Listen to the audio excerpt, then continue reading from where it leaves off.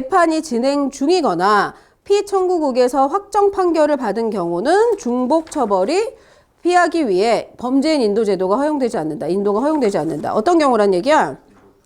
중복 처벌. 이미 확정 판결을 받은 경우에는 뭐 할 수 있다? 절대적 인도 거절 사유. 그치?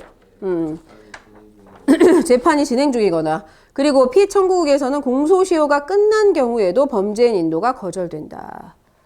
그래서 5번째 문단은 절대적 인도 거절 사유에 해당하는 어떤 예가 드러나 있거든. 예시가. 그래서 5번째 문단과 6번째 문단도 마찬가지야. 5번째, 6번째 문단을 같이 정리해서 주제를 잡아놓자. 또한 정치범도 일반적으로 범죄인 인도가 불허된다. 불허가 뭐야? 안 된다. 허락되지 않는다. 정치범의 정의 얘기해주고 있어. 정치범이 뭔지 개념 설명. 국가나 국가 권력을 침해함으로써 아까 25번에 침범하여 해를 끼친다 맞네요. 뜻 좀 써놔 거기다가 침범하여 해를 끼친다. 성립하는 불법 행위를 저지른 사람을 말하는데 정치범이나 국가나 국가 권력을 침해한 사람, 정치 범죄의 판단 기준이 시대나 상황에 따라 달라질 수 있으므로 범죄인 인도 조약에 정치 범죄의 정의가 포함되는 경우는 찾기 어렵다. 그래서 그럼 정치범은 어떻다니? 절대적 인도 거절 사유에 해당이 되나 봐. 그치? 결국 어떤 행위가 정치범죄에 해당하는가의 판단은 피청구국에서 하게 된다. 대부분의 정치범죄가 일반 형사범죄로서의 성격도 함께 지니는 이른바 상대적 정치범죄인데 왜? 정치범죄의 판단 기준은 시대나 상황에 따라 달라질 수 있고요. 그치? 형사범죄로서의 성격도 함께 지니는 이른바 상대적 정치범죄인데 일반적으로 범죄 행위의 정치적 성격이 일반 형사범죄로서의 성격보다 우월할 때 그것을 정치범죄로 판단한다. 일반 형사범죄라는 건 뭐냐면은 반도덕적인 그 범죄 행위 있지? 어떤 거니? 형사범죄라는 거는 막 도둑질 하거나 살인을 하거나 기물 파손 막 이런 거. 그치? 그런 형사 범죄로서의 성격보다 아주 우월할 때 그것을 정치범죄로 판단한대. 다시 정치범죄는 불허되는데 일반 형사범죄로서의 성격보다 우월할 때는 정치범죄로 판단을 한대요. 하지만 어떤 범죄는 정치적 성격이 있더라도 정치범죄로 인정될 수 없다. 정치적 성격이 아무리 있다 하더라도 정치범죄로 인정될 수는 없대. 예를 들어 예시 체크해 놓자. 국가 원수나 그 가족의 생명, 신체를 침해하는 행위는 국가 원수 대통령, 그치? 그 가족의 생명이나 신체를 침해하는 행위는 정치범 불인도 대상에서 제외되며 이런 경우에는 정치범죄에 해당할 수 있다는 얘기야. 이런 조항을 가해 조항이라고 부른다. 가해 조항 동그라미. 원래는 정치범죄는 정치적 성격이 있다 하더라도 인정될 수는 없지만 이런 경우에는 가해 조항이 된대. 그리고 무고한 불특정 다수를 대상으로 하는 테러 행위 이런 거는 범죄인 인도 조약에서 정치 범죄로 인정되지 않는다. 등은 많은 범죄인 인도 조약에서 정치 범죄로 인정되지 않는다고 규정하고 있다. 그러면 여기 예시는 뭘 얘기한 거니? 절대적 인도 거절 사유에 해당하는 경우를 얘기해주고 있어. 그럼 국가 원수나 그 가족의 생명, 신체를 침해할 때는 어떻게 되는 거야? 정치범으로 간주하지는 않는다라는 얘기를 해주고 있는 거야. 그래서 뭐 어려운 건 아니야. 근데 말이 많아서 그래. 그래서 얘는 선생님이 5번째랑 6번째는 같이 묶자. 5, 6문단은 다 뭐냐면은 절대적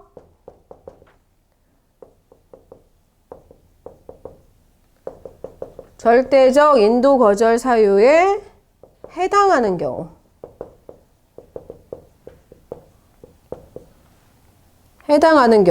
혹시 꼭 해당하지? 응? 해당하는 경우와 제외되는 경우. 해당하는 경우와 그것도 써요?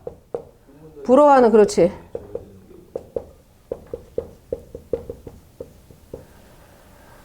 해당하는 경우랑 그 해당하지 않는 경우, 제외되는 경우에 대해서 얘기해주고 있는 거예요.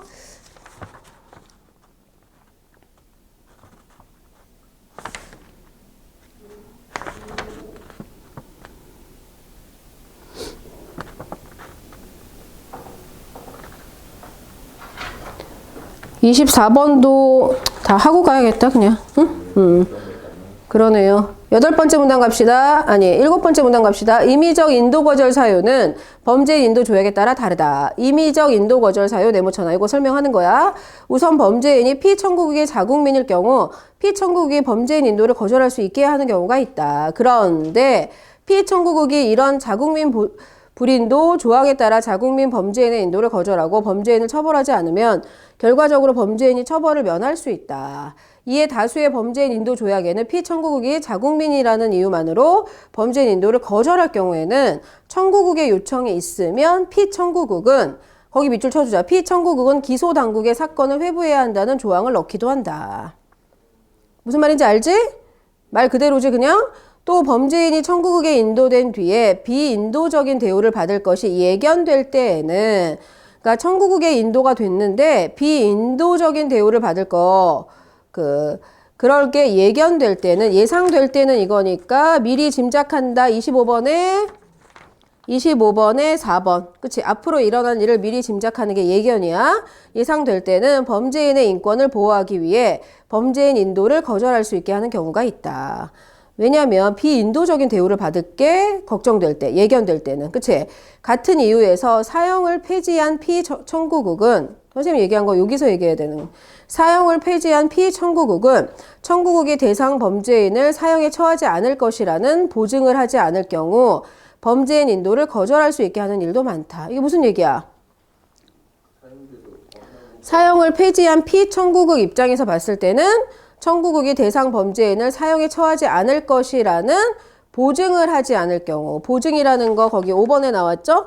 어떤 사물이나 사람에 대해서 책임지고 틀림이 없음을 증명하지 않을 경우 범죄인 인도 제도를 거절할 수 있는 일도 많대. 그러니까 예를 들면은 우리나라는 사형 제도를 인정하는 국가고, 그쵸? 폐지가 안 됐으니까. 근데 프랑스는 예를 들어서 프랑스는 어떠니? 사형 제도를 인정하지 않는 나라거든, 프랑스가. 그래서, 이럴 경우에는 아까 거기 말한 대로 프랑스가 만약에 보증을 하지 않을 경우 범죄인 인도를 거절할 수 있게 된다는 얘기야. 이해가 됐나? 응. 그래서 사형을 안 시키는 조건으로 그 범죄인을 우리나라에 보내는 거라고. 알았지? 응? 그래서 그거를 프랑스가 인정을 해줘야 된다는 얘기야. 보증을. 그 말이야. 그래서 7번째 문단은 임의적 인도 거절 사유에 해당하는 경우 얘기해주고 있어요. 응? 응. 임의적으로 인도 거절 사유, 인도 거절을 할 수 있는 경우에 예시가 아니라 얘는 선생님이 얘기한 거고. 그런 경우가 나와서 사형제도, 그치? 예시긴 예시네요.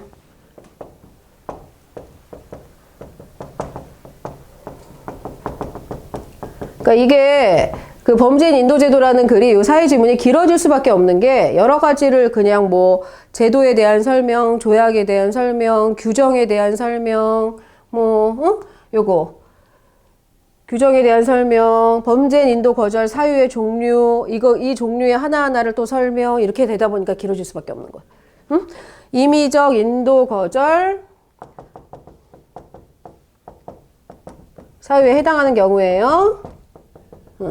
이럴 경우에는 아까 선생님이 얘기한 대로 사형제도는 우리나라는 인정하지만 프랑스가 인정하지 않는다면은 프랑스가 보증을 해줘야지만 A라는 사람을 우리나라로 보낼 수 있다는 얘기야. 그 A라는 사람은 범죄자야. 알았죠? 그리고 8번째 문단 가보자. 범죄인이 청구국으로 인도가 되면 인도 청구 사유가 되었던 범죄에 대해서만 처벌을 받는데 다만 인도 후 새로 저지른 범죄나 피청구국이 처벌에 동의한 범죄 등은 인도 청구 사유에 명시되지 않았어도 처벌이 가능하대. 어떤 경우에 처벌이 가능하다는 얘기야? 나중에 범죄가 또 드러나면, 그치? 이를 특정성의 원칙 형광펜, 이를 뭐라고 얘기한다고? 특정성의 원칙이라고 부릅니다. 특정성의 원칙. 이런 거는 단답형으로 쓰게 할 수도 있어서 이 또한 범죄인의 인권을 보호하기 위한 장치로 볼 수 있다. 특정성의 원칙. 그래서 범죄인의 인권을 보호하기 위한 원칙이 뭐다? 특정성의 원칙. 이거예요. 8번째 문단은 선생님 범죄인인데 무슨 인권 보호해요? 그러면 안 돼. 알았지? 범죄인의 인권을